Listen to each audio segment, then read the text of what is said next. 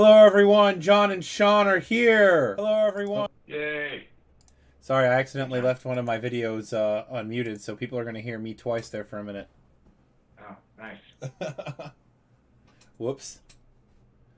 But yeah, we're here. If you're in the chat, please say hello. I promise Sean only bites on Wednesdays. It's true. Oh, that's right. Today's Wednesday. Whoops. What could Sean, go wrong? Sean, how's the weather where you are? It's actually a little abnormally warm here. I live just north of Los Angeles, so about an hour north of Los Angeles, and it got into it almost at 100 today. It's Wow. pretty toasty. And of course, we are having some work done on our pool, so I couldn't go in the pool. It was a first world problem, but all good. All right, we got some people coming into the chat here. John Babet, as Tyler Arcari would call him. Composer John Babet's here. Hey, John. Katie Fluger. Katie Fluger Fluger's is a here. friend of mine from college, and I actually Oh, cool. filled in for her when she was on maternity leave. She's a very talented music teacher. John, also a very talented composer. And Sean, I'll embarrass you in a little bit, but I won't embarrass you yet. Oh man, so yeah, it's in Ohio. It was a beautiful day. It was in the upper 80s today. It's been hot, very Yeah, hot. for us, it's kind of turned that way, and my wife and I have been building a fence. So before I jumped on with you here, John, I was digging the last trench for the post, 2 feet down, and nothing like some good manual labor to distract you. We call it a happy distraction. So Yes. we've never built a fence before. We're trying to enclose our pool equipment so it doesn't sound like you're in a construction site when you're in the water just trying to relax. So, but it's no, it's been good. Yeah, I've tried to. I just we were talking about a little bit of writing before we went live, and I was just working on my own grade 3 piece today, and it feels good to start writing. Usually, these deadlines we get from the publishers are in the fall, right? So I don't know about you, John, but I usually start writing like the middle of September, and and so it's nice to have a little bit of flexibility and actually to sit on some pieces longer than I would normally sit with, because when you get in kind of like hyper mode, not hyperactive, but hyper mode, where you're really focused on writing, it can go pretty quickly. If you have Yeah. the right idea and you start um, coming up with some really cool ideas along the way, if you're lucky enough to do that, and it's not every day, of course, but the days that you do get um, to get in that mode, it's you just want to go. Was So today one of we're those days for you? You were just you were. yeah, it was interesting because it's like the second to last day of our daughter's schooling. So we have a fifth grader and a second grader, and so tomorrow is the last day of like assignments for this distance learning thing, and both Gotcha. my wife is working full time for her cosmetic company, so she's downstairs literally on Zoom calls all day. So she laughs. She's like, "You do your Zoom calls at night because all the musicians don't get up early, and I do mine at like 7 and 8 a.m. because she does a lot of business in Mexico. So she's on calls with Mexico, and they're 2 hours ahead of us. So Wow. it's a bit of a juggling act. But just jumping into the teaching school or helping the girls out, especially fifth grade math, it's just kicking my butt. Uh, so I was kind of happy to see that is kind of now at the end of the line. So I don't know, it's been just such a big shift. And I heard a great quote. Dennis Crystal, who's the really great high school band director here at the Newbury Park High School by our area, he had a great quote the other day. He said, or when the distance learning started ramping up a couple weeks or a couple months ago, he said, be patient with us. It's like trying to learn how to fly a plane, Yeah. while it's in the air with kids in it. Yes.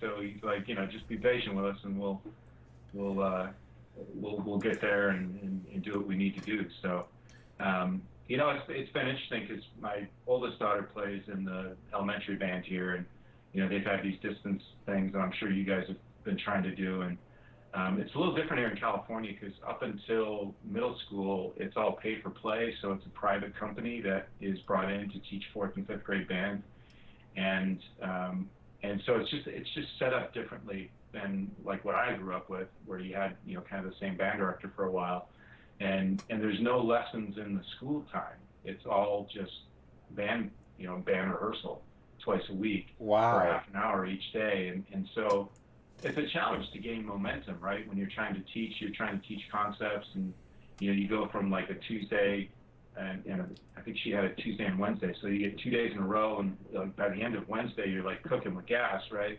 Yeah. And then all of a sudden, you got to wait a week to kind of reteach that lesson. So it's a really challenging setup, but that's just how they do it out here. And the teacher out here is really great with the kids and really gets them fired up. And so she had to do her audition for sixth grade band next year, and it was on a video component, because there's no in-person audition type thing. So, and of course the microphone's bad, and it's just just what it. We were very fortunate in our district. We teach fifth grade band 5 days a week now. It used to never be that way, but now it's 5 days a week. I mean, we had it, but it wasn't like we saw the same kids all 5 days. Like they were like different instruments. But now it's like we're 5 days a week with the same kids, and so it's been great.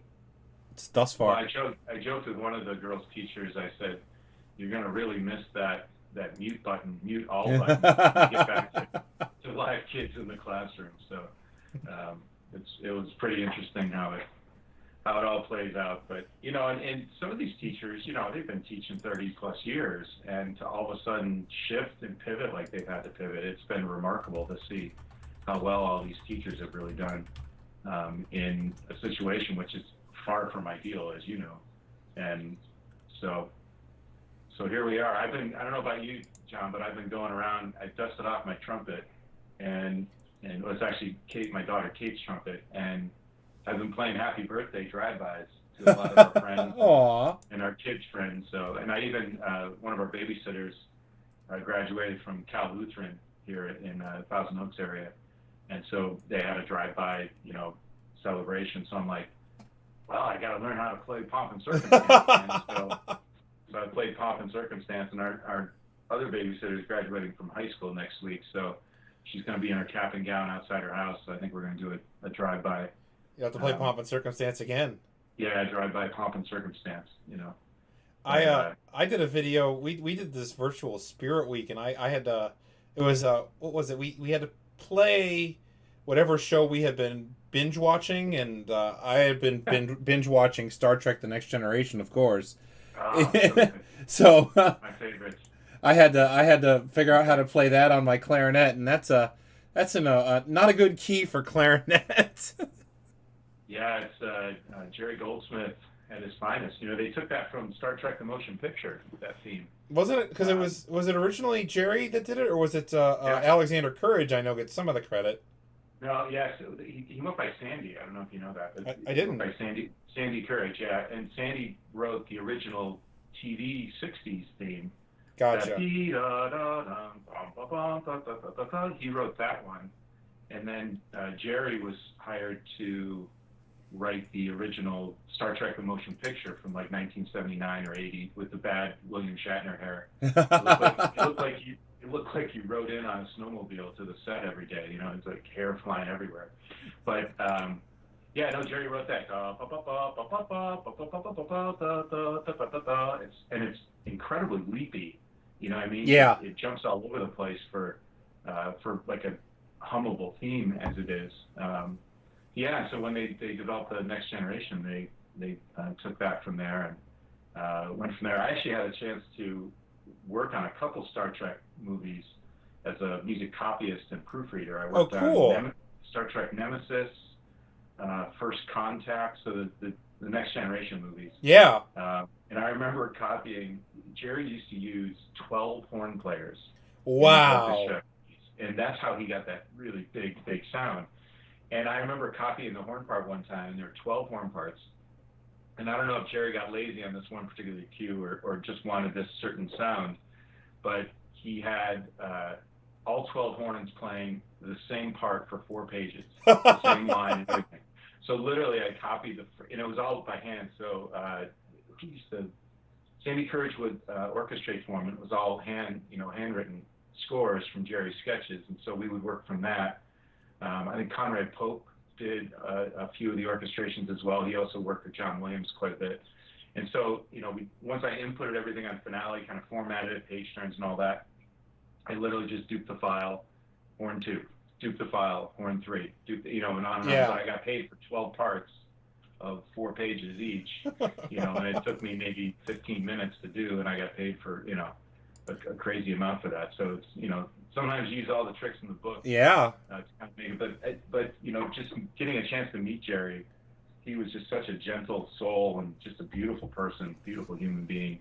I even got, because of my affiliation with this music copy house, I got invited to his 70th birthday celebration. Oh, that's so several years cool. ago.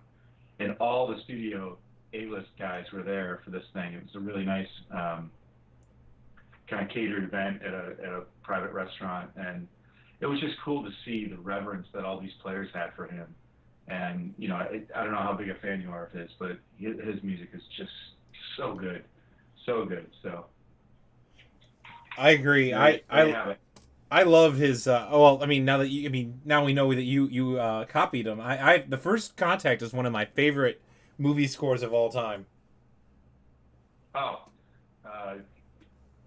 that horn solo, it's just Yep. so good, so good. It's so beautiful and emotional, and it's, to me. I mean, I know that was the first. I mean, it's not the first The Next Generation movie, but it was like the. I don't know. Yeah, it definitely was. It was the first one of the new ship, right? Well, Dennis McCarthy did Generations, which was the two crews kind of mixing, right? With Shatner and all that. And he had done the series, so that made sense. But then when they kind of moved on and did, solely the Next Generation crew, that's when Jerry took over writing it. And William Riker, or what was his name? Jonathan Frakes directed First Contact. So did you get to meet Jonathan, or? I did not. No, I mean, when we were working on the movie scores, we'd be in an office remotely and basically just pumping out. We'd be in, we'd work off a common server, and so we'd be able to share stuff. Like if a violin part had a particularly nasty line, we would put it up on the server, and then someone could copy it because it was in the viola part. You know what I mean? So instead of inputting, it's really a team effort when you start doing. And it made me have crazy Finale chops because I was using it, and it was basically an extended education for me. I came out here after grad school, and then I got involved in that part of the industry right away. I worked almost 11 years doing that. That's so cool. With that company and the Sony Studios Music Library as well. I worked for both, kind of jump back and forth. And so consequently, I think I've worked on, like, I don't know, I'd have to see my statement for all the royalties that we get from some of these films. But I think I've worked on like 300 to 350 movies. Wow. John Williams was our big client, so I got to work on most of John's scores for that 11-year period, which was cool. Pretty cool. So, like, I learn a lot from studying his stuff. I have a shelf of his stuff that I've studied. I'm sure that you learned even more from just copying his stuff. Yeah, it's one of the best ways to learn is imitation, right? So when you, like, one of the assignments I was given when I was in college was literally take a Bach invention or a Bach piano, well-tempered clavier piece or whatever it is, and don't do anything except copy it. Like, take pencil and paper and literally recopy what you see on the printed published work, and you get to really feel and have this tangible connection to the counterpoint, to the harmony, to the melody construction, and it really helps your own writing. And so when I started doing the copying thing out here in Los Angeles, I feel like that was an equally advantageous exercise for me because, like you said, you're learning more by just literally digging into that score and the orchestration. And for me, I had no clue what a harp did or how to write for the harp. So I would always volunteer to do the harp because I wanted to learn how to do it because I knew at some point I was going to be writing orchestral scores and I wanted to know how to, work with the harp pedals and, because you really have to plan it out what they play and when they play. And they only use 4 fingers on each hand. They don't use their pinkies. So you can only put 8 notes at a time where they can play it.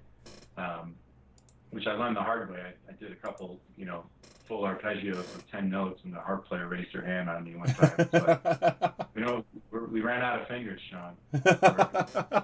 Or when the first time they call you maestro, you're like, wait, what? What just happened? Okay, I look behind me. I'm like, where's my? Oh, I am. Okay. All right. Yeah, that's me, right?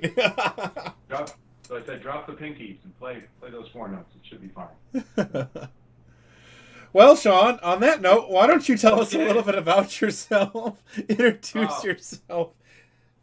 Oh, well, I just want to thank you for inviting me to do this. And sorry we had to bump it for a day, but this is, so I've been writing music since college. I live in Los Angeles, the Los Angeles area. So over the years, I've gotten to arrange for a lot of folks at the Hollywood Bowl. So I've gotten to work with some kind of rock and roll bands and singer-songwriters kind of thing.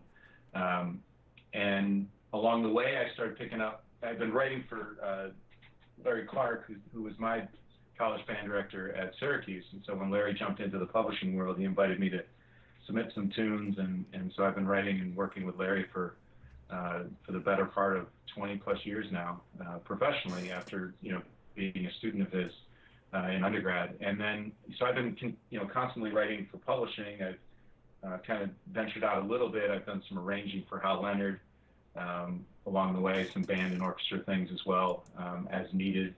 And then done my own, a lot of, like I said, arranging for professional orchestras. I've been really fortunate to do some guest conducting around the country. I've been on tour with a couple folks, Josh Groban being one of them. I actually literally went around the world with him one year. That's so cool. And then this past summer, I was on my second symphony tour with the wonderful singer Sarah McLachlan. And so I did most of the arrangements for her show, and then was able to get out there and conduct the orchestras. And it's a pretty economic exercise because literally you go to a different city and pick up a different orchestra in each city, and we're on a tour bus and the whole thing. And so we have an afternoon rehearsal to put it all together, and then performance that night. We pack it up, and we go on to the next city. And so you have to be good, and you have to be quick, and you have to be efficient. And those are some of the big lessons that I've learned along the way. And consequently, I also have 2 conductor positions with professional orchestras, one with Symphoria, which is in Syracuse, New York, the former Syracuse Symphony, so I'm the pops conductor for them. And then 2 years ago, I was asked to join the Victoria Symphony in British Columbia, Canada, as their pops conductor. So I've enjoyed a jaunting around, and I still guest conduct as well. I was actually supposed to see Tyler and Larry down in Florida. I was just before everything got shut down. I was scheduled to guest conduct the Sarasota Orchestra with Branford Marsalis and wonderful singer Storm Large, and worked really hard on that program to get music for the 2 of them to play together with the orchestra, and then was just heartbroken when this all came back. So, anyway, and then writing and hoping to get back on stage. So, that's the 3-minute introduction. Well, Tyler, speaking of, since we were talking about this earlier, Tyler just put in his unrelated, unsolicited comment. Yeah, he just checked out your new piece. Good Lord. All right. All right. Well, I have. Here, Tyler. Different tune. You can check out John's too. And John, I gotta say, I love the title of this piece so far. Title. Yeah. It says exactly what it's supposed to say. It's hang on. We could name it. Let's name it. Awesome title. There we go. Ta-da! Now the title of the piece is awesome title. Which, by the way, if anyone watching has an idea for a title, I'm still accepting ideas for that. I solicit ideas for titles all the time. I'm horrible They're at, so hard. unless I'm doing a specific story or a specific thing, or someone has told me what they want. I have no clue. I'm lost. Yeah. You know what I go to, some ideas, is I go on Amazon and search for new age albums, and some of the titles there are so colorful and so descriptive. I've actually used a few of them. And another place to get a title, and I got a title for this for one of my string tunes last year. I called it Dancing Waters. This is so shameful, John. It was actually the name of the soap that we had in our bathroom. And I'm like, Dancing Waters, that's a brilliant name for a piece. And I made this like really flowing, kind of melodic thing. Tyler's going to laugh because he edited it, but he'll be like, oh, that's how you got that title. But yeah, it was literally the soap from our bathroom in the downstairs bathroom. Well, there you go. If anyone's watching this and is wondering how us composers get our titles, There. Go wash your hands like they've been telling us to do for 40 years or 3 months. Sean, I have to embarrass you for a minute because I'm so excited you're here. You have no idea. Sean is actually the reason I'm here, literally. I probably would have been a music teacher, but I never would have been a composer had I never played some of Sean's music. His insignia is the reason that I just remember that, and it happened to coincide. My dad bought me a music notation software just on the whim. It was called Cakewalk, and I don't think it was really meant for engraving, but he bought it, and I started composing it around the same time that I played Insignia by you, Sean. And I just remember I was like, I have to write something as prolific as that, and I to this day still haven't. So that was one of my, I think it was, Larry could, I have to look at the catalog number, but CPS was the kind of moniker for all the grade 3 pieces at Carl Fisher, and I think it's still that way. And it's CPS 1. It's literally, and Larry will laugh about this because I wanted to get like the first catalog number on all the different levels when they switched their catalog, and he was cracking up with me. I'm like, yeah, well, I want to be number 1. So I don't know if I got any of the Excelsior number 1s because maybe I didn't turn them in on time, but I tried to get. I have like CPS 1, YPS 1, FPS 1. Like I have like 3 of the series, like the first catalog number. The stupid things that we value. I don't know. Anyway, I never even thought about that, Sean. I've never even thought about being number 1 in a catalog. Yeah. Well, John, I'm really touched by your comments, so you're very kind to say that. Oh, well, no problem, Sean. I really genuinely mean it. I just remember I was so amazed, and I hate to do this to you, Sean, but I was a sophomore in high school when we played that in 2002, and I just remember going, man, that I just loved that piece and the melodies, like and then the chords and everything. I remember I started directing a community band a couple years later, and I was able to buy 2 or 3 pieces of music, and that was one of the 2 or 3 that I bought for the very first time. And that was the very first time I ever bought any music, and I just, that was what we did. I was just so inspired by it.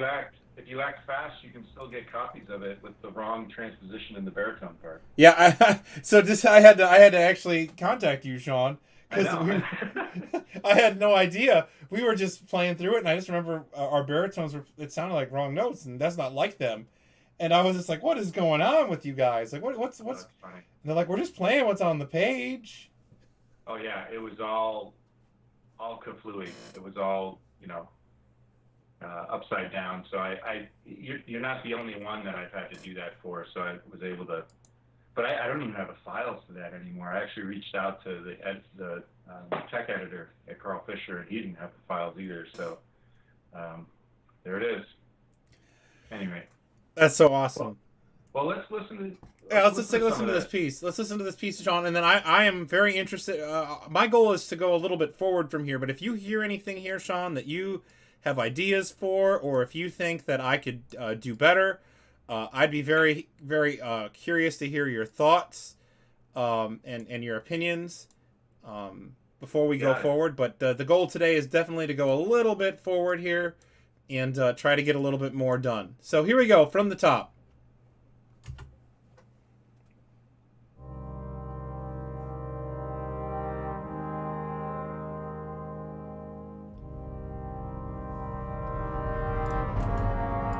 Before we forget, I'm going to start it over again here in a second.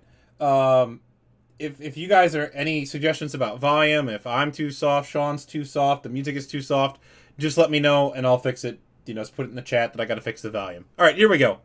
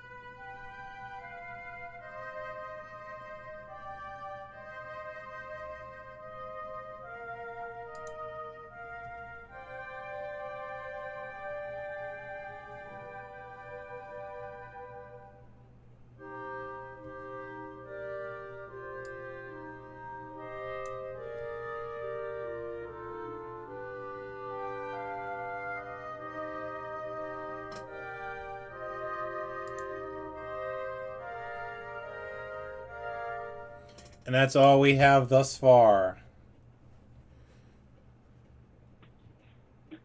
All right. Oh, just so you know, I was gonna say, just so you know, Sean may be still listening. There is a delay, and we discovered I've noticed this too. Everyone that co-hosts with me has a different length of the delay. Sean's is about 7 or 8 seconds, I think we timed it. I remember when Tyler was on, it was only like 3 seconds. So everyone has a different length of delay. I don't understand that, but take it for what it's worth. But anyway, Sean, as you were going to say. No, thanks for opening up the full score view, because I was a little bit, it's just helpful to kind of see everything. I don't know how you guys do your playbacks when you do it, but Oh, I usually it's do the full. helpful. That's why I was like, whoops. Yeah. No. It's all good. I mean, it's good just to see texturally how things kind of drop in as they. Oh, I can make it bigger. Oh, My eyes Sean, are Sean, so. before I forget, I wanted to ask you. I ask everyone who's on the show this, or not the show. I shouldn't say that. Everyone who's on the stream this. Too Uh, late. This is a show, John. This is a show. do you use transposed view when you compose, or do you use concert pitch when you compose? I tend to use concert pitch, but kind of think of, like the horns up a fourth or up a fifth, and maybe that's my problem. I wrote the horns up a fourth, but no, I tend to think that way. But it's just quicker for me to do it in concert score, and then just know that everything is already set up like that. So using the display concert is usually how I do it. Just personal preference. I used to do it in transposed because it is good ultimately to see what the kids are seeing, right? Yeah. See exactly what they're seeing. And so when I do kind of like my final kind of viewings or look throughs, I'll usually take off the display concert and look at it as a transposed score and make sure that everything is kind of looks right. And the other thing too that I like to do is actually look at a part, like even just look at the quick, how it splits it out into parts, just to see if there's actually enough rest for kids. That's a good. Because That's good.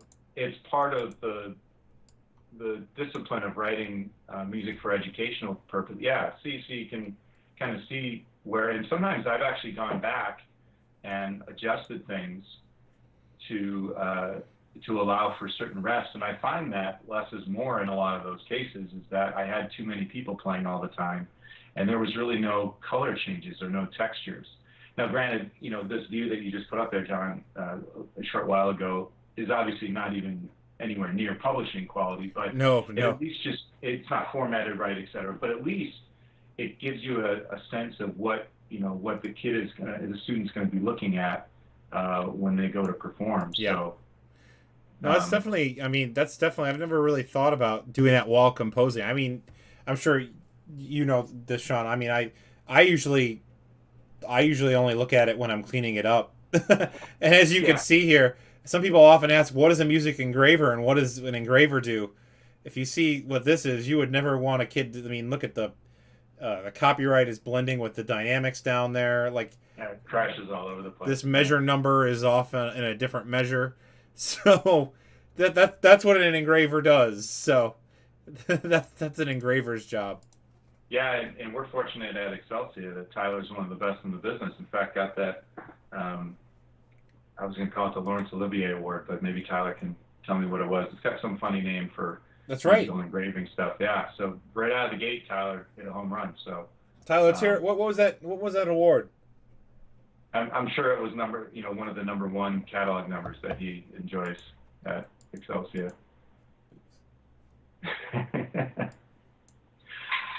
Anyway, so Well, first of all, tell me what you think about. I mean, if you have anything specifically that you heard since the beginning, I'd love to hear any of your suggestions, criticisms of anything thus far. Unless you miraculously have nothing, and then we can go I mean, forward. you could always. I mean, a tune's really never done. It's just you stop writing it. That's kind of how I Yes. look at it. Because you could fiddle, faddle with things all around. So, but I do love the setup of the chord structure and some of the rubs in there and the introduction of gradual motion. It has a little bit of a Hans Zimmer Batman theme, Dark Knight thing to it, which is kind of groovy. There was one spot, and keep going, John. I mean, all this is great. The wonderful build up, and one of the things that I try to talk to other composers about too is, when you're building up, stop right there. 'Cause Stopping. Go back. Yeah, was it page like 6? Can you give me page 6? Right where the tempo changes. Yeah, just right. Yeah, right in there. But one thing I always say, and you did a really great job with this, is if you want to have a big moment or a big release, always do it maybe like a beat or two later than what you wanted to write initially.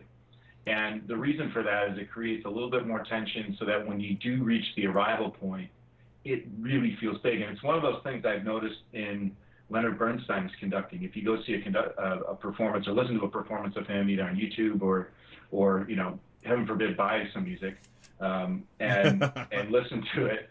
Like his Mahler recordings to me are awesome because some of the tempos are not really exactly the whole thing. It was, I think it was like Mahler 6, which is one of my favorites.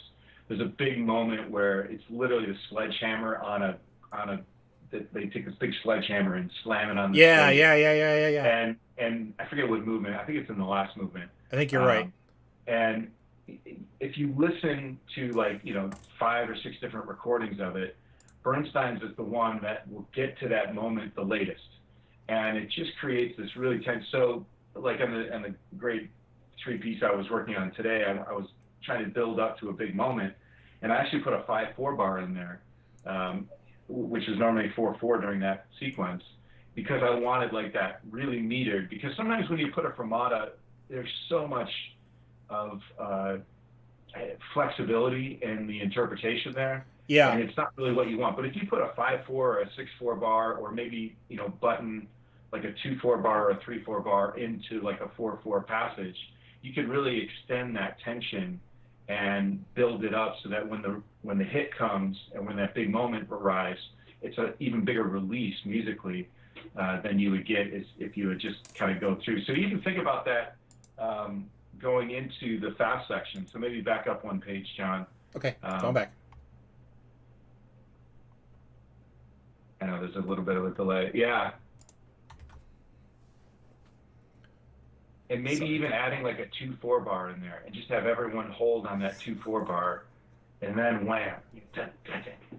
That's a good idea. So just to build it up a little bit even more. And in terms of, you can do that later. You don't have to do it now. But in terms of building tension, it's just that extra little, and then wham, it kind of hits and then goes along its way. So, and then one other thing, if you keep going there. Going back or forward? Going forward, where the triplets are. So one of the things that Larry Clark used to talk about is when you had repeated notes on the same note, right? To have a little bit of a shape to it.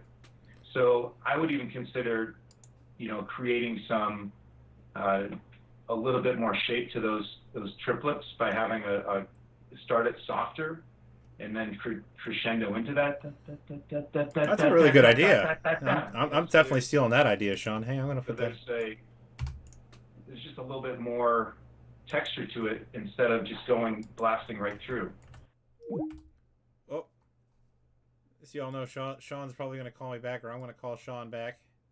Got disconnected here.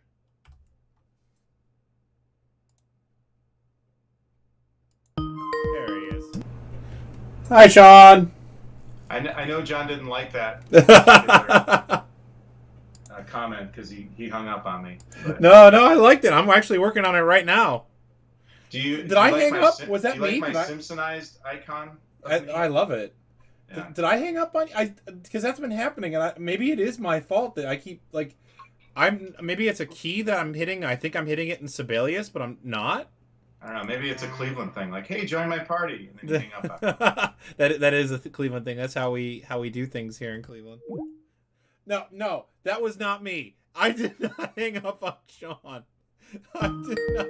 No, that wasn't me. I didn't do that. The red button usually means delete.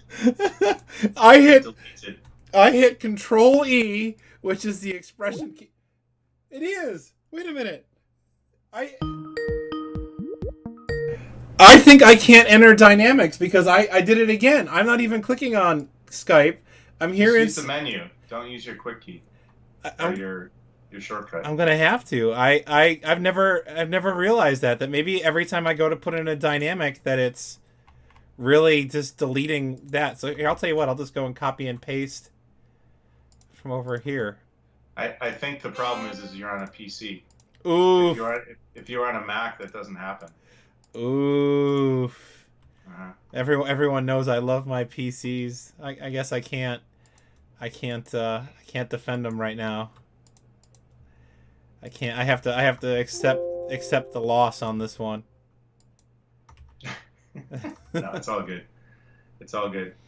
Let's see. Okay, let's. I'll clean this up later. But Sean, I am going to take your idea of adding. I'm gonna. So Sibelius has this cool feature. So what I can do is, where is it? Under review, I can go up here and put new comment, and I can just put add to 4-bar. Oh yeah, I do that too. That's a good trick if you're kind of not able to actually go do your idea, or you have to stop writing for some reason. I do those kind of things, text blocks, all the time. They're really, yeah. Oh, so I was gonna say Finale does do stuff like that. I'm not. I used to be really savvy in Finale, but I'm not anymore.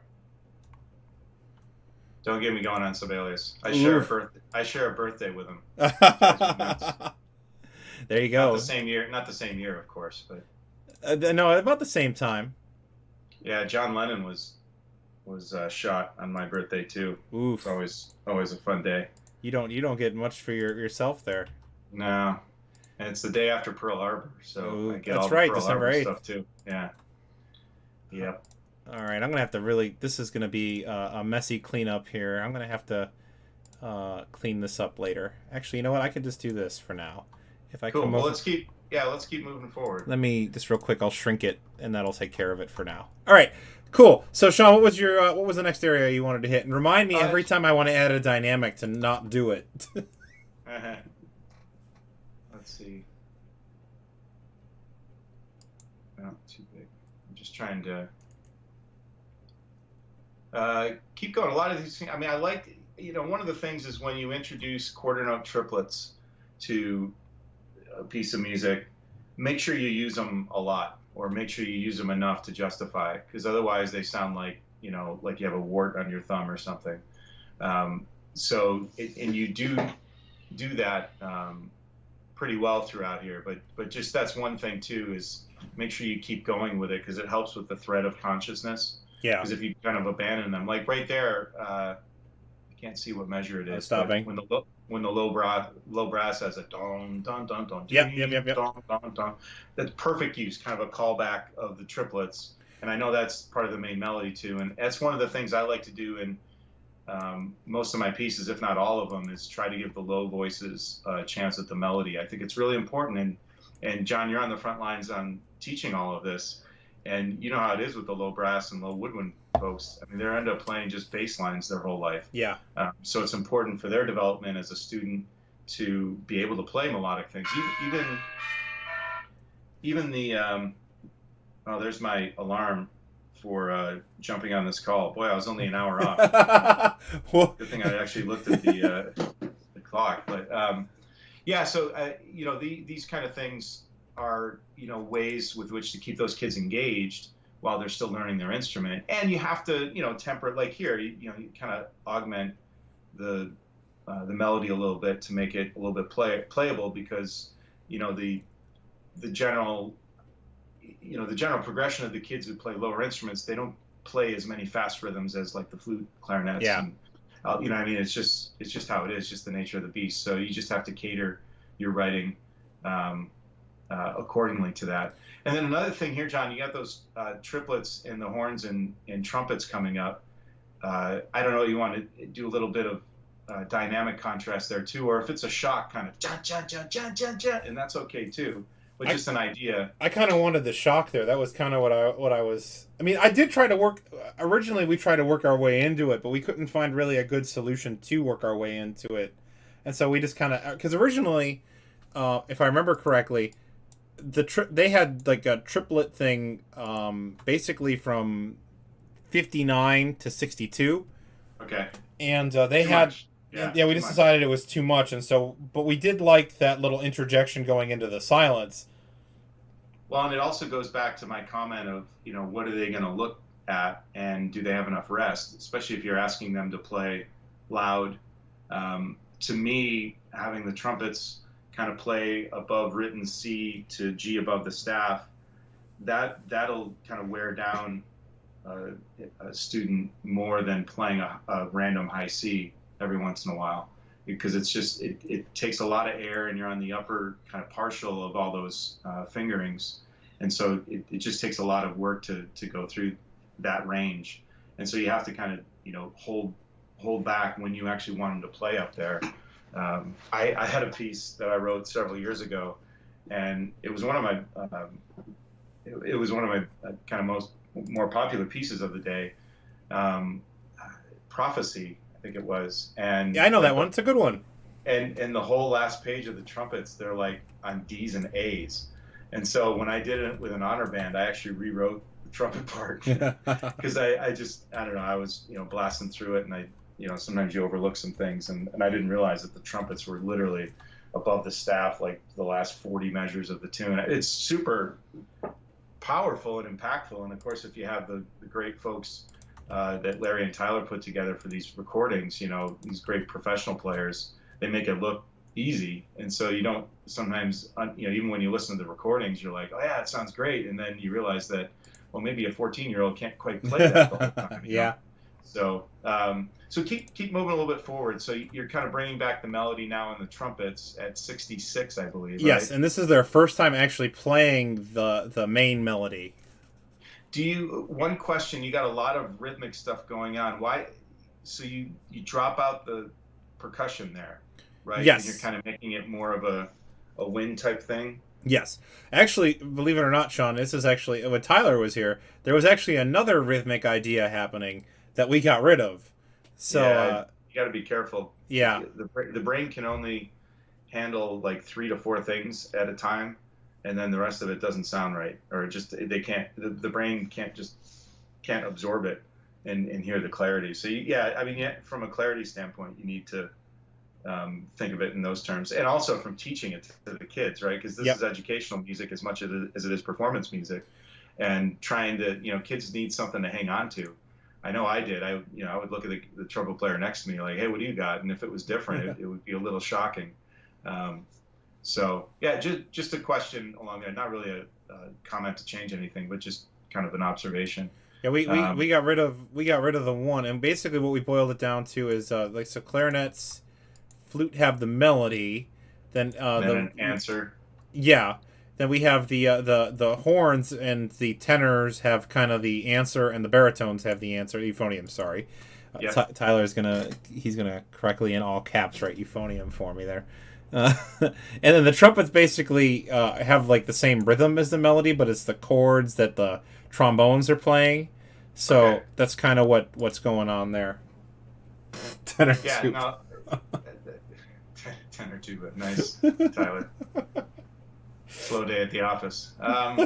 So, all right, well, keep going. This all works, good and fine, nice big. Are you going to add any timp in there as well, or that just drops out? You're just doing mallets throughout. I think that what it was, it's not that I was opposed to it as much as I didn't have any of the right pitches left. Oh, okay. What are you working with? Is that B or D and A? We have C, G. It's really small. I can't quite make. I just see hang dots. on. Let's see if I put it at the beginning yet. Let's see if I wrote down what they are yet. I don't think that I've written down. I don't think these are correct. No, they are not. Let's see. We have G, C,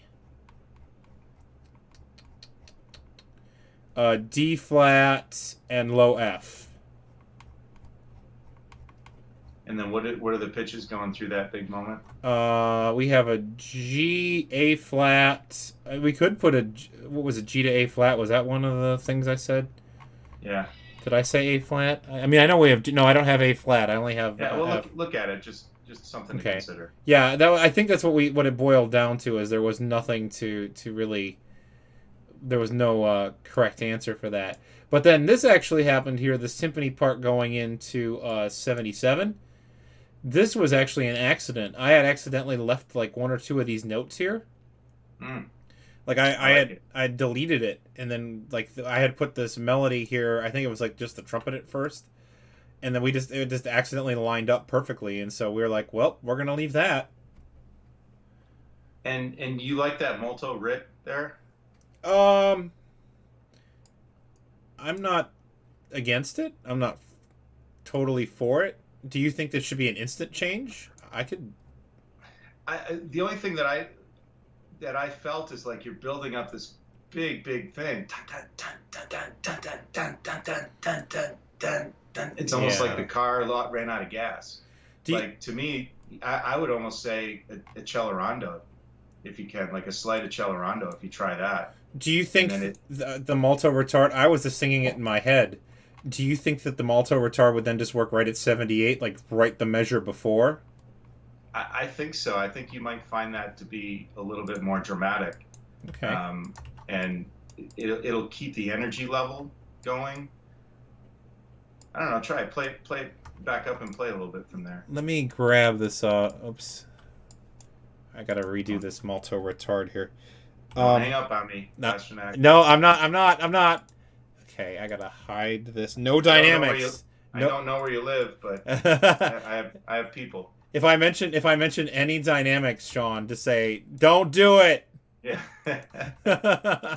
All right, hang on. So we want to do a just an Excel here. Oops. Okay. I would just excel on the when it hits the mezzo forte, that measure 75. Let me type this in real quick. You know, just try it and see if it. And you may even work where you just want to keep it at tempo and don't have an accelerando. But to me, it would create this agitation and then wham right into. Now, would you? So you Excel all the way though to the Malto retard though, right? No, accel to the timpani entrance. 77. Does that sound right? So how would that's something I'll have to figure out is how I would say to. Do I just write the faster tempo then at the timpani end? Is that what you would do or? It could be, yeah, just wherever it gets to. Okay, let's see. So let's steal that. We'll make it grave right there.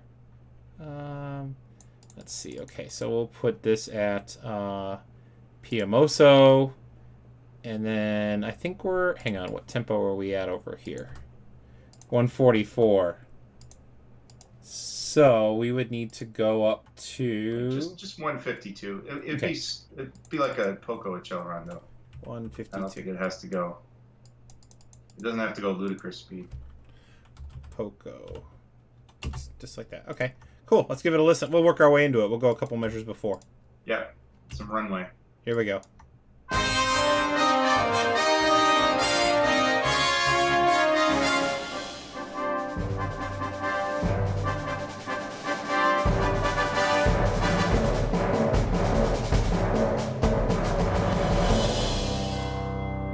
How'd you feel about it, Sean? I'm interested. Before I say my thoughts, I want to know what you think.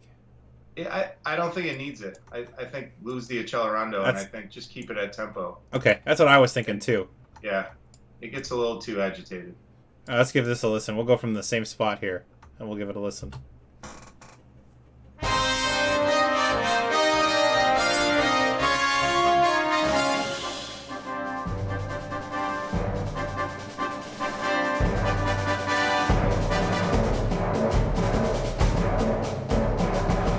Yep, I'm a huge fan of that. I think that that's perfect. I love it. I think that works perfect. It just, I don't know, it tends to feel a little bit more organic from what you were doing up to that point.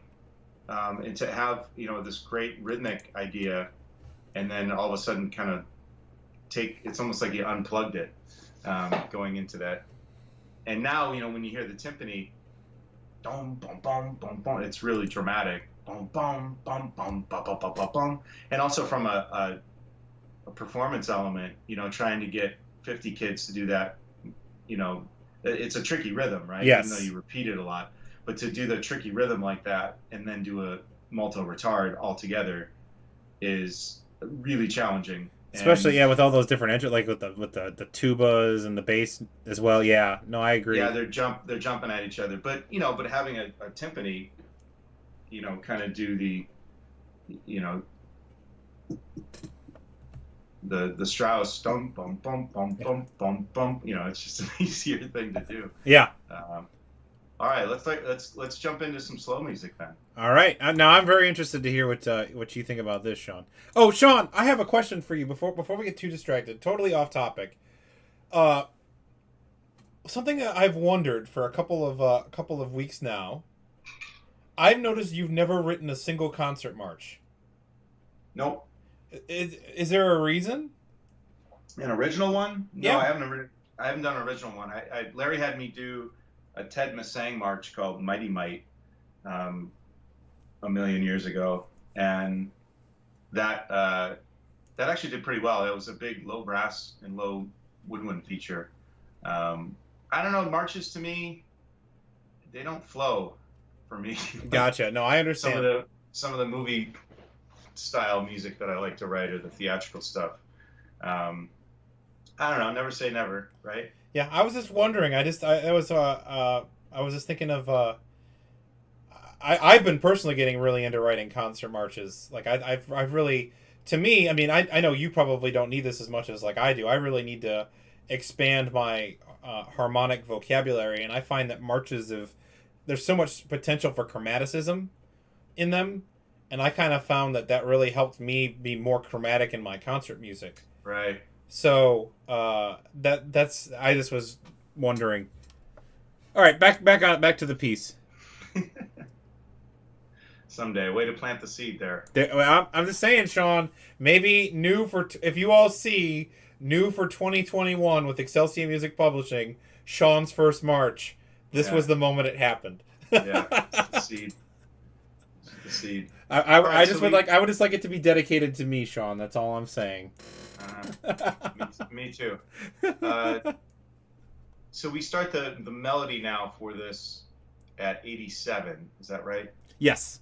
Can we start from there? Sure. You want me to play it? Yeah. Okay. And here we go.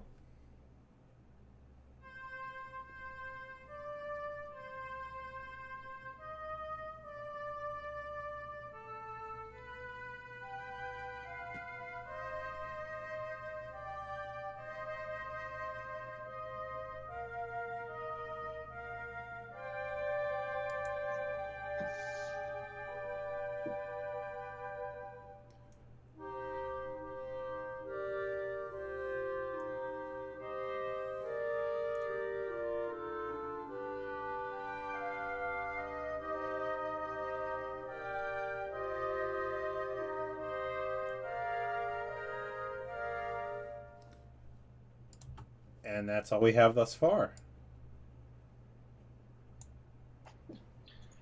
So what is your thinking then in terms of form for this middle section? For me, I usually use the rule of 3. So it's like 3 times through that melody, and maybe the third time through goes to a key change. Yeah, that's also what I was thinking. And then like the next time through would be kind of the big moment. So, I mean, I think that I definitely need to fill in this part here at 96 a little bit with maybe some more woodwinds.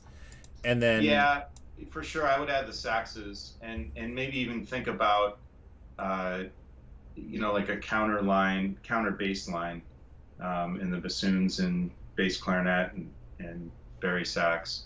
I tend to write the bari sax and bass clarinet part together just because I know a lot of schools will have either one or the other. Not always have both of them, so it kind of gives you a little bit of a crutch. Can you back up just a little bit? Sure. So you're very brave to write an oboe solo. It's cued. It's cued. I notice it's cued. Yeah, I see that it's cued. Do you want that kind of stark solo sound there? You know, originally, Sean, we had this big. I think it was a clarinet choir originally, and then we had this harmonized. Originally, and then someone was like, well, why don't you just make it a solo? So then I deleted it, and this flute solo wasn't here, but I was like, you know what, I really do like it kind of going from this big everything is playing all the time to kind of these more kind of spooky section, if you will. Yeah, and then you cross the voices, which is also very brave. At, where is it, 90, yeah, where your thing is there. 92 and 93 there. Yeah. I just, I kind of felt like this was, I don't know, I kind of liked it. Can you blow it up for me a little bit so Sure. I can see it better?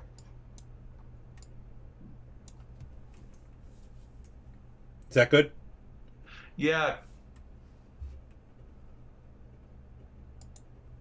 What if you add? Oh, jeez. What did I do? Oh, Sean broke it.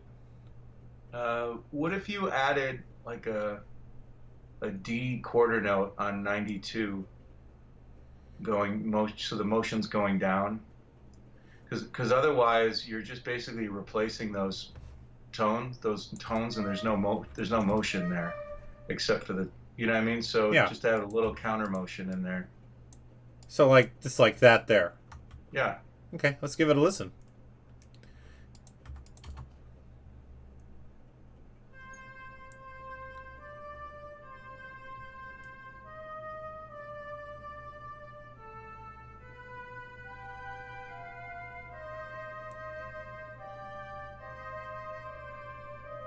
I really like that, Sean. That sounds great.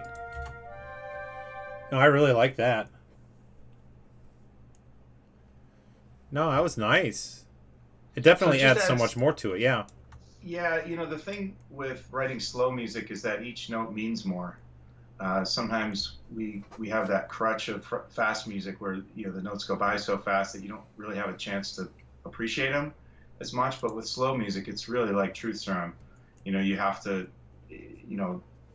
really dial it out or really be in tune with what you want. So keep moving there. Going into the second statement of it. 96. Yep. Yeah. What do you have down below in the percussion? Nothing. Maybe a sus cymbal swell. I'm gonna go, Sean. So this is kind of something I do. I always go steal it from when I wrote it already. Oh yeah, I All do that too. right. So let's. Yeah, the limited amount of time I've spent on Sibelius, I understood that part of it. I just I don't feel like doing it again. Although And I would say, because make it a half note. 'Cause Yeah. It takes a little bit for the sound to realize itself. I think I'm not going to be able to be lazy on that one because I see that all my suspended cymbal rolls are quarter notes, so I'm not even going to bother looking. I'm just going to make it that way. I'm already dizzy. All Make it stop. right, we're not even back yet. All right, hang on, I'll go a little slower. There we go. Okay, cool. Sean, do not let me hit Control E because I'm already thinking about No, don't fixing do it. this. I'm already thinking about fixing this dynamic down here. All right, I'm gonna copy. Hang on, I'm gonna copy this. There we go. That is so weird though that I'm not even selected. I don't even have Skype selected, and it. That's so weird. I'm gonna have to Yeah, see if that'll there's just- an option to fix You that. don't need. And I would say make that a triangle. Sometimes that's a nice kind of change. Triangle. A triangle hit on the downbeat. Okay. Hang on. You know what? I don't know. Or you can leave it blank. Sometimes it's nice just to have. I mean, that's just one idea. I was just seeing if I had a if I already had a triangle sound, if I had it already there or not.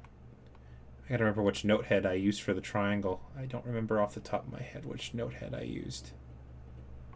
Usually it's the triangle note head. I think it's this one. I don't know if I have a triangle in here. Oh, there it is. Well, we're gonna put it on this. By the way, I always try to do this when I do this, Sean. I always try to, while I'm trying to fix something, I give the latest Sibelius updates. And Sibelius just updated, and they've now made it for those let vibrate ties.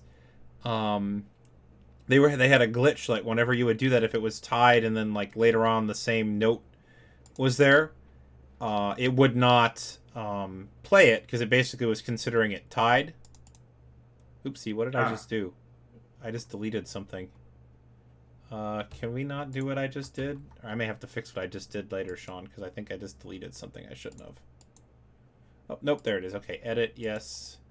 But, so they fixed that glitch in it, and because they just added the let vibrate ties in the last update.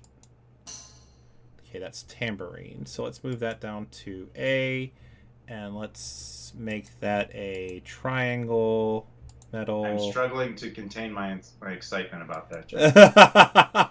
Sean, so you all know, Sean is the world's largest Sibelius update fan. I think I have Sibelius 4. That was the last one I had. I'm gonna have to fix this later, Sean, but I'll definitely leave no it there. worries. I'm gonna leave a thing here. I don't want to. Yeah, it's just a subtle, kind of trick to transition into a different section. And yeah, don't worry about it. You can add it later if you want, or not. No, I'm definitely gonna try. I'll try it at least. So, but just so you know, I don't know if I told you this, Sean. Literally, this has all been composed on a live stream. I have done unless it's tedious, and I've said I'm going to do it beforehand. Yeah. I do none of this. It's all live streamed. Groovy. So when it comes back again at 96, I would consider adding those, that counter line in the flutes and oboes now. Or is it 101? So that you remain consistent with the change that you made before. Now, but that one goes down and this one goes up. Do you think that we should go up with these? So up. No, the next measure. Sorry, 101. Oh, 101. Don't mind me, as I don't know what planet I'm on. No, keep that the same because you have chord notes moving in the clarinets, so Okay. don't get in the way of that. Yeah, exactly. Okay. Now we do have though in the clarinet 2 and 3. Do you think that that'll collide with that dotted quarter eighth? No, it'll make it won't. To me, that sounded like it was on an island because you had quarter notes the first time around, and I was kind of waiting for quarter notes again, and then you surprised it on that me on that one, and so that jumped out at me a little bit. But I think it'll sound even smoother now, and it'll add a composite rhythm. Bum bum bum bum. This third clarinet line down here, this was Scott Watson. I had him on last Tuesday, and he came up with a lot of this. So this was he had a lot of those. Yeah. Yeah. Just be careful because typically, and maybe Tyler can jump in on this, but for this third clarinet part in grade 3s, we try to keep them below the break as much as possible. Did I go above? They're all B flat. They're all below the break. They're all good then. Yeah, just something to consider because Yeah, I definitely, being a clarinet player, sorry, Sean, I'm not trying to make you dizzy. I'm just trying to scroll back and make sure I followed that rule. Seconds can kind of, it's either up or below. Nope, I didn't. Yeah, you can always go back and fix it. Yeah, I'll have to go back. I guess a few spots over here. Yeah, but I definitely usually try to, like, here in this run, I definitely made sure that... Oh, I didn't in this run, though. Yeah, I'll have to go back and check that later. No, I agree with you, Sean. Second and third clarinets, I usually... They should not go quite above the break yet. Or if you do, then, have them kind of stay above. Just not go over it. Just not cross over it. So... Yeah. Just one of the considerations, that's all. But I would definitely, in this section, it should be a more full sounding. You can keep the flutes and oboes and save them for that counterline entrance at 99. But I would say definitely add the saxophones in that line right there at, I can't see what the measure number is. Is it 96? 96. Yes, that's the yeah.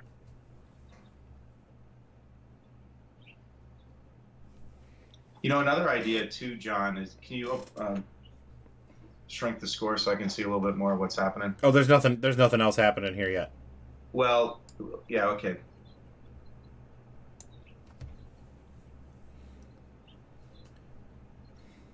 But no, I definitely agree with you. We definitely need to something here. Bass clarinet. You said bassoon even too? Yeah, I said create some kind of bass line in that. What is it? Can you hear that? No, you can't hear. I can't. No, I can't hear. I'd have to. Let's see. There it is. I hear it. Yeah, there it is. Hey, look out! Look out! Blow it up a little bit so maybe I can see it. Can you still hear me? Okay. Yeah, I can hear you. Here, and I'll Sean. I know you're going to be. I'll turn off the transposing for a second here, so you can. Can you go concert pitch for a lazy old man like me? Yeah, I turned it off for you. So I mean, I turned it I did the thing you wanted.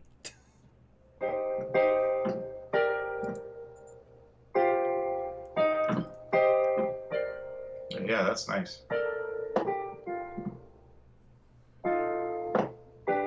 Well, did you play A natural or A flat? I think I kind of like it as A natural. Ooh, I kind of like it. Yeah. It sounds very natural, doesn't it? Whoops. My limited piano knowledge and No, ability. I that mistake you just made, Sean, just inspired me. I really like that A natural. It's a little.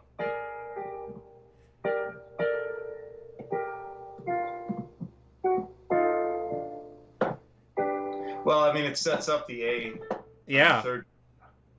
You can try it. You can play with it, but one thing to do is to get into that section at 96. You have maybe a half note. Do like a cadence in the low brass, low woodwinds, and then the brass go away in 97. So basically, it's the second half of 95 going into 96. So it's a little bit of a transition. And you can still save the brass for the big moment later. So in the 4/4 bar here, have some sort of brass swell into 96. Yeah, like Now, so we have kind of that like church thing, the suspension in 95. So do I bring the brass in with that and then but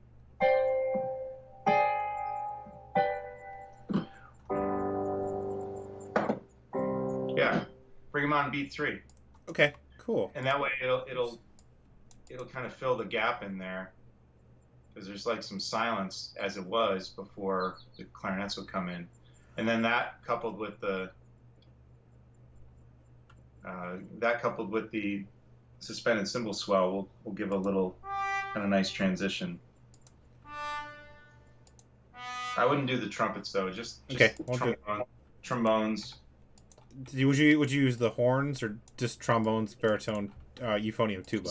You want to keep it dark because the texture is up high in the woodwinds, and so if you can keep it like a good octave away, it'll have the most impact, and it'll feel like a big pillow.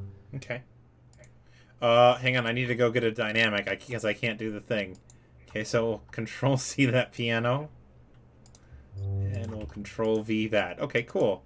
So would you then anything in 96 or? Yeah. Would you would you just resolve to these first two beats or?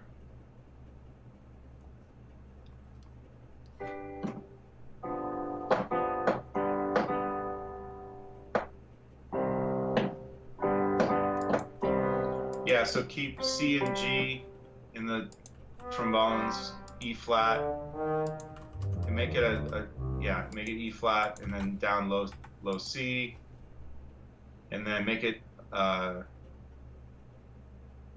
dotted half, and do a little bit of a swell. So I would do even like pianissimo, so mezzo piano, and then so do a hairpins.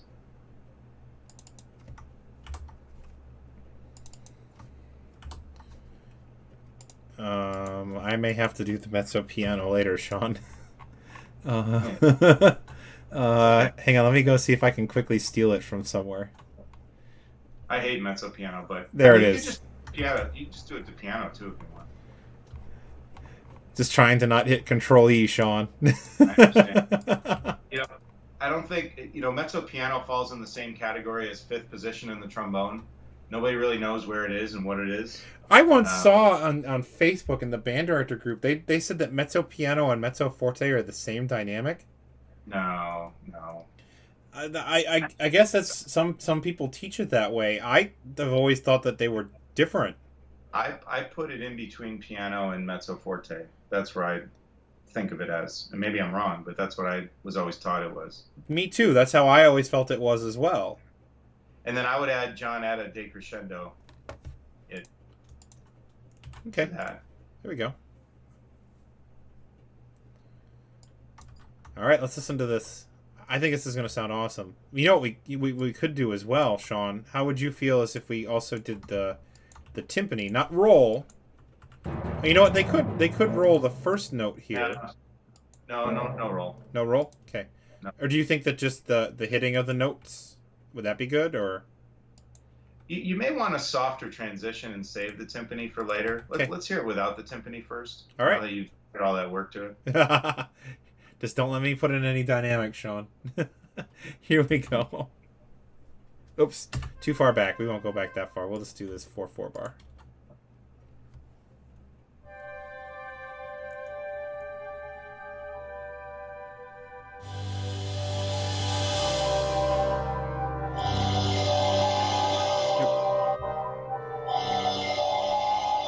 Hey, Sean, we couldn't hear because your speakers are on. Sorry. Oh. I'll put on one more time. Sorry, Sean.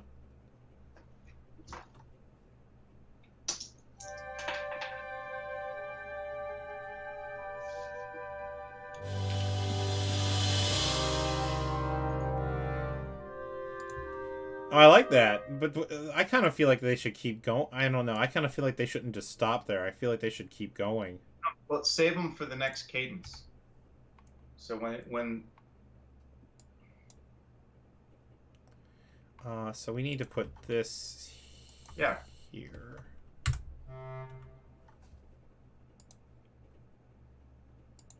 And then we can put these guys also on mezzo piano, because they're going to get buried alive if we leave them on piano. No, leave them on piano. Don't worry about it. Because it'll come out of the texture, and you want them to stay at piano. You don't want to back them off.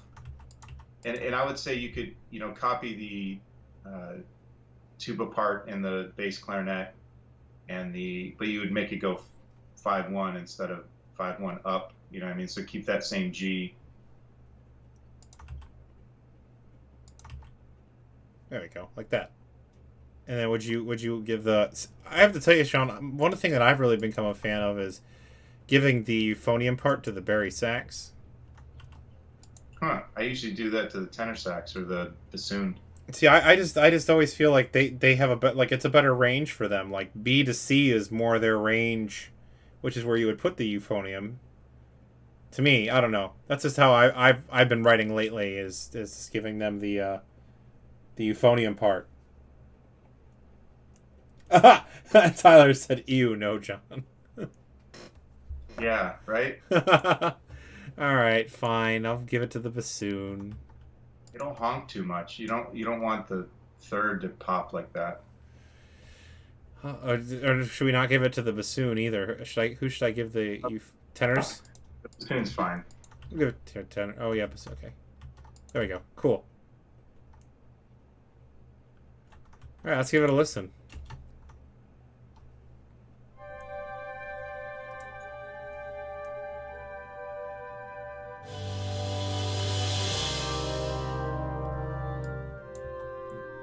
No, that's awesome. I like it. By the way, Sean, do I have to let you go? It's 8:21. I only had I got like 5 or 10 minutes left. So all right. Let's kind of finish. Let's get to the. I know we were kind of chatting about other stuff, but Oh, don't worry about it. these are the kind of things and details that I kind of jazz on. This is where the real stuff happens, because you're looking both vertically and horizontally at a section. And the nice thing about all this music notation software is you can try anything, right, and hear it right away. If it really goes, then you keep it. If it creates an ooh, then you then you can lose it. So the other idea was to keep the bass clarinet going and on a bass line to kind of complement. And you don't have to do it whole, notes on each thing. So dee dee dee dee, ba da da da da da dee, boom dee, and maybe you can have the low brass and then come back again when the flutes come in there. Nice 7 8 99. Ooh, I like that idea. Here, let's try it. So, I mean, I think it's the same, oopsie.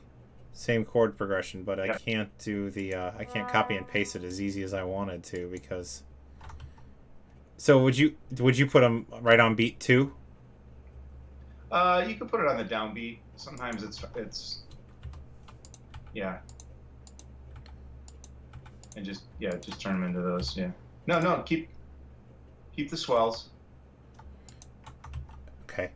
I was deleting them because they were only 2 beats instead of 3 beats. Sorry, that's why I deleted them. Got it.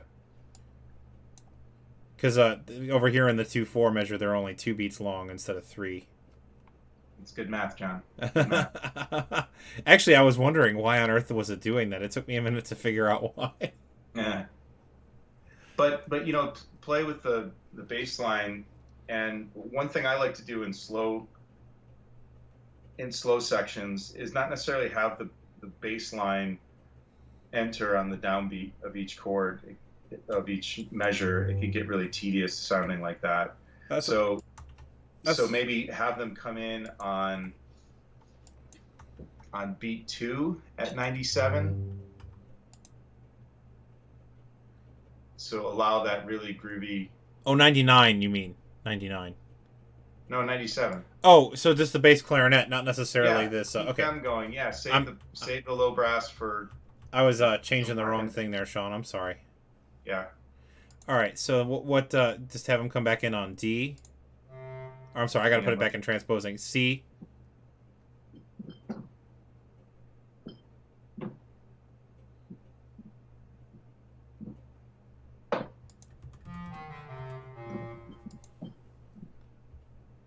Oopsie.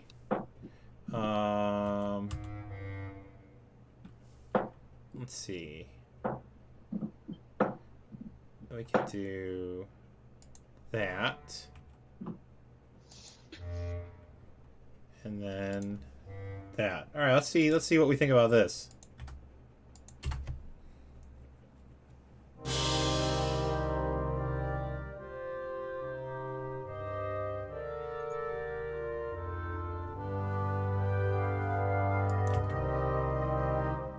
How do you feel about that, Sean? I like that. I really liked your suggestion of resting on beat 1. Try it again. Okay, doing it one more time.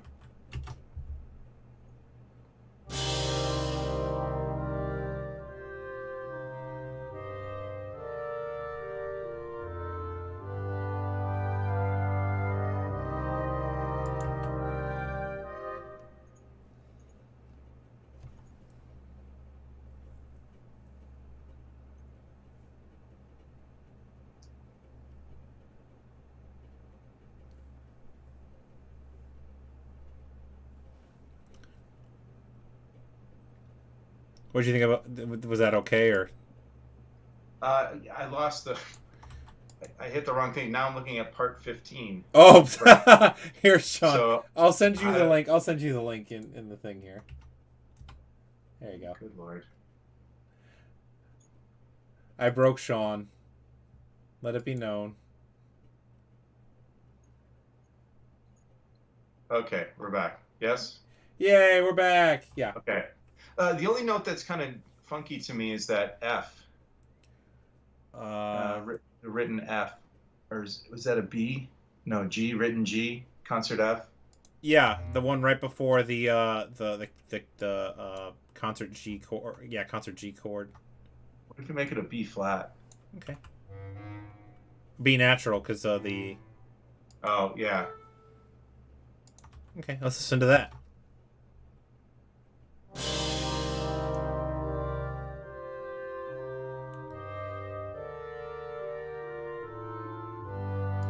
No, I like that. No, I like that way better than what I had.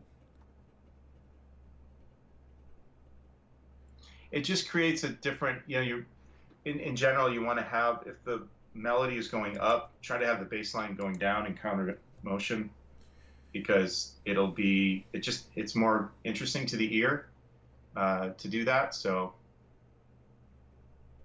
just an idea. And then the same thing is true when you start getting to a big moment.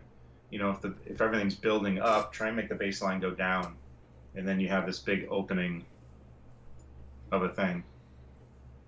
So let's move a little bit forward. Go dee da da dee. So something I usually do, Sean, and I'll just take this and just do that.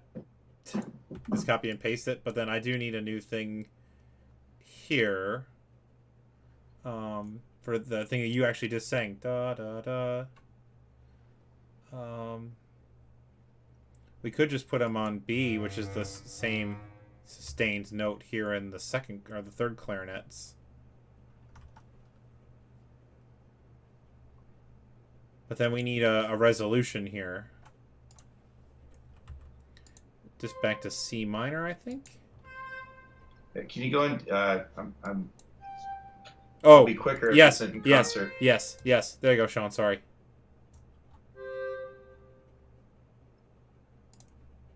I'm so sorry. I totally forgot.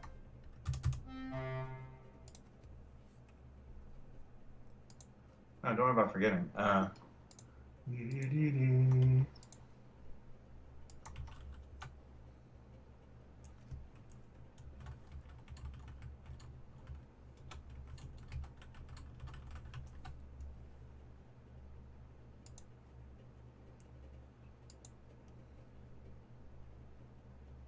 Yeah, like I said, John, I would go back and add saxes throughout there. The altos could probably double the second and third clarinets to give them a little bit more.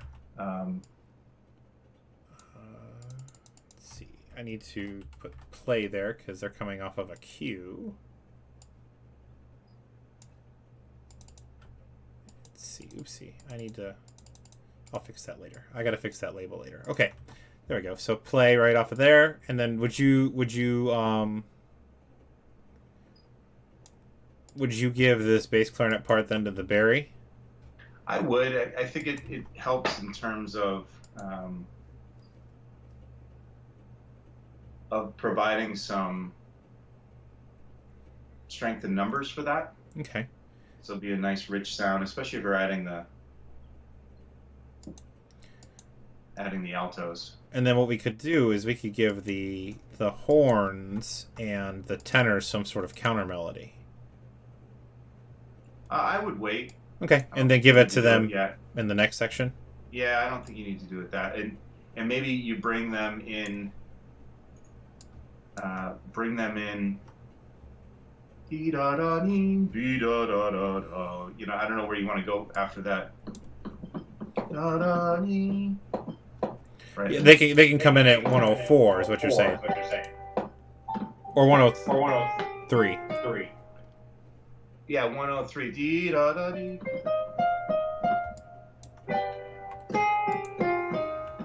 You know.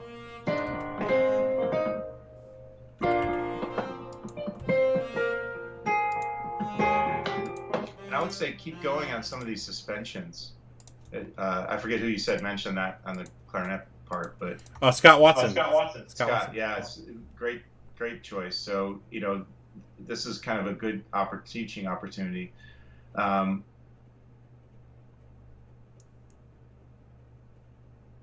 So even like the line I was thinking for the horns are D.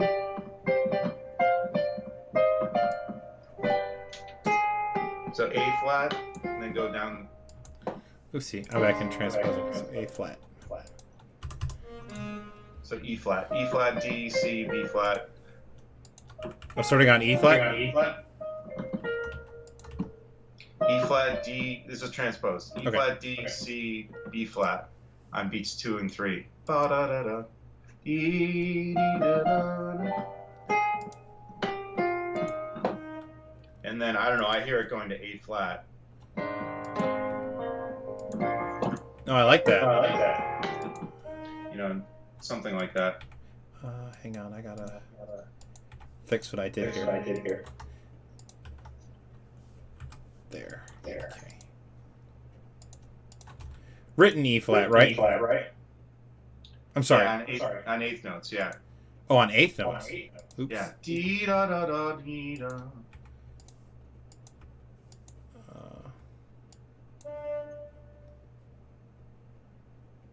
An octave up in the horns. Oh, in the horn. Oh, Don't mind me. I'm writing it in the tenor, Sean.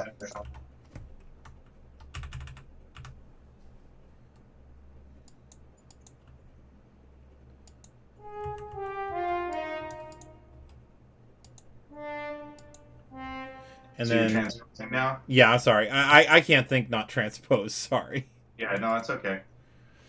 So then at 105, we're going to go to concert A flat. Okay. There it is. Yeah. So like that, and then we can copy and paste this up to the horn part. Like that. I'm sorry, the tenor part.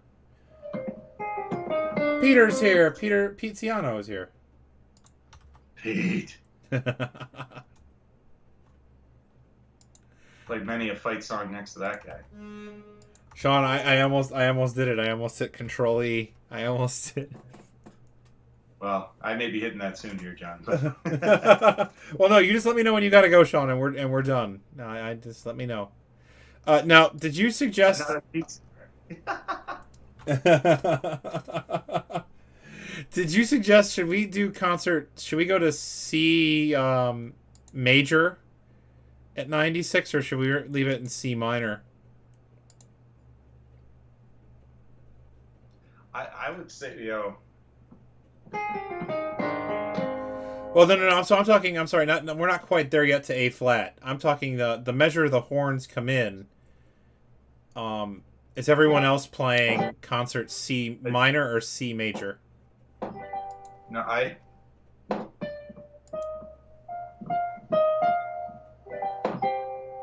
You're doing that?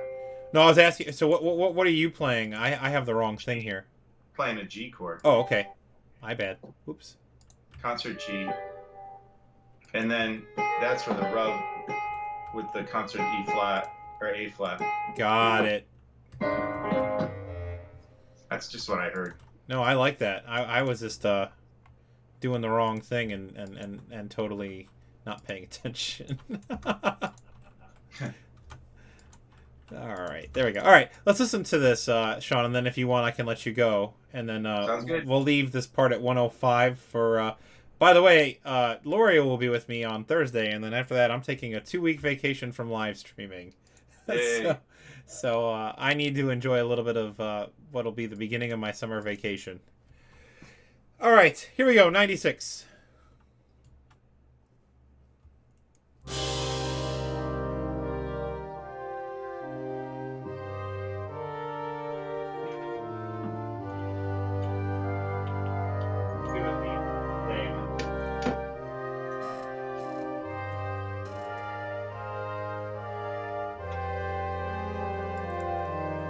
Ooh, I messed something up.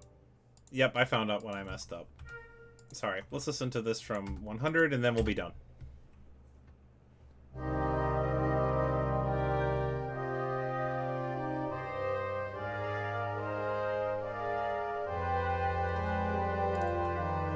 I still have something that I've done wrong, and I don't know what it is.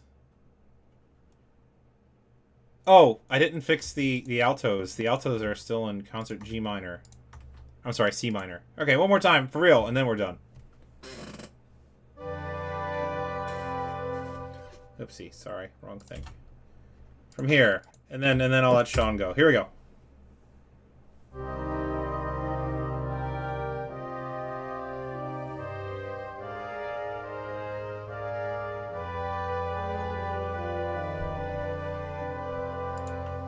Yeah, that sounds great, Sean. That sounds great. I love it. Sean? Yeah, I'm way behind you. Oh, sorry. Way here. I thought you pieced out earlier. Like, nope, I'm not doing it anymore.